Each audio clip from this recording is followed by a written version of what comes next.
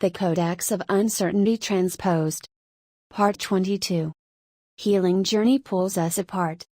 America. Transposing Emblem by Jade Phelps. I never had a migraine until I was 45.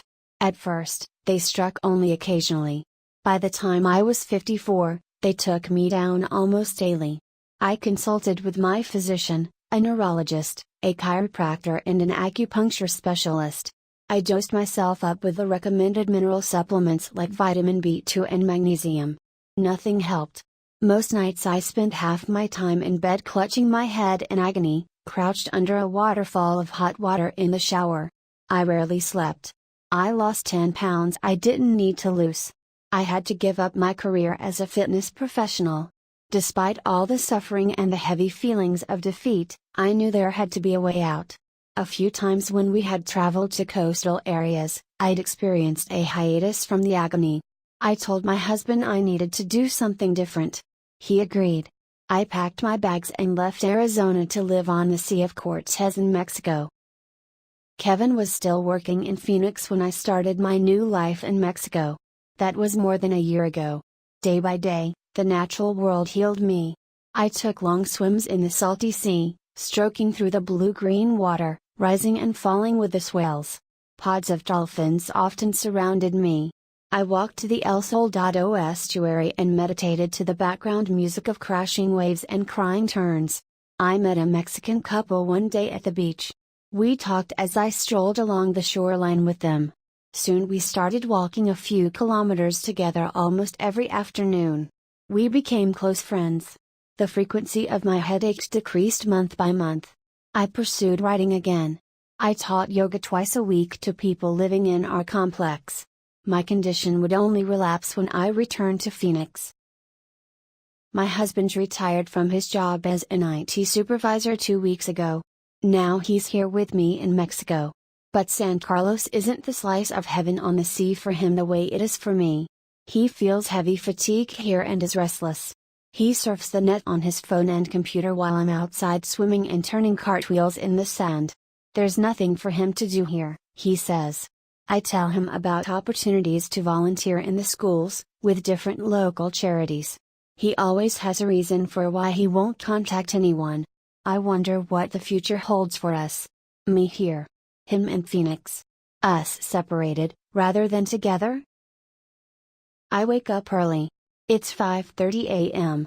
I stretch my yoga mat out on the front patio and raise my arms in the air, the tall mountain pose.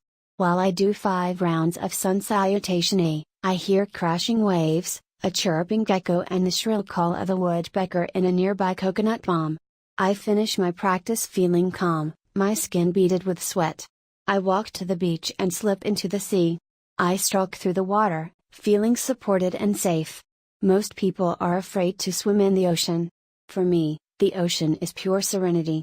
Swimming through the water feels so natural, so comfortable, it reminds me of who I am. It's the only place I really feel secure. I know this sounds strange. Only I would say the sea feels safe when in the blue-green depths there are stingrays and jellyfish and every kind of eel. But I feel completely at peace in the water. It's where I can escape the uncertainty of my life. On land, I live with the constant fear of migraines. And now I worry about Kevin. He seems distant, depressed, insecure. I don't want him to be unhappy. I love him so much. He made it possible for me to come to this place that helped me heal. I need to be here. But maybe here isn't the place for him. I don't want to let go of what we have. Or what we had. It's been almost a year since we've spent much time together. Now our relationship feels awkward.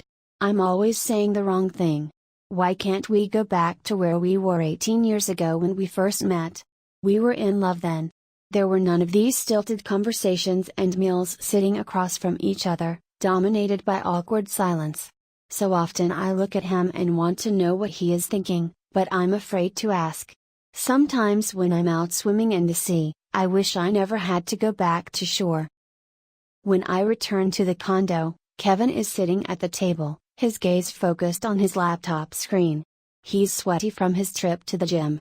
He glances away from the computer screen for a moment when some reminder buzzes on his smartphone. He's retired now. He's no longer on call 24/7. Yet he remains tethered to electronic devices. I have a laptop, smartphone and iPad. And I use them often enough.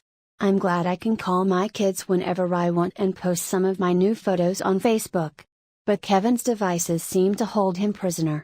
Does he notice the sound of the waves? Does he ever look out across the blue-green sea and let out a long sigh of satisfaction? I can't help myself. I'm so overwhelmed by the beauty of this place. San Carlos rescued me from constant suffering. Gave me a chance to start over again. But now I'm weighed down by uncertainty. What if this new beginning for me turns out to be the end of us?